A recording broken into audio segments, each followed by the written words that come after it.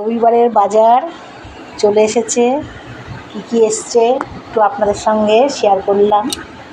বেগুন এসছে, বেগুন আনা হয়েছে, টমেটো, পটল, পেঁয়াজ, রসুন, আদা, শসা, উচ্ছে, কুমড়ো আছে। কুমড়ো আজকে রান্না হবে খাসির মাংস,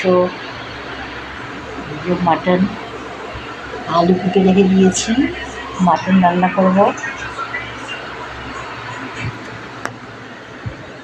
কেমন লাগলো বন্ধুরা আজকের বাজারটা অবশ্যই আপনারা কমেন্ট করে জানাবেন।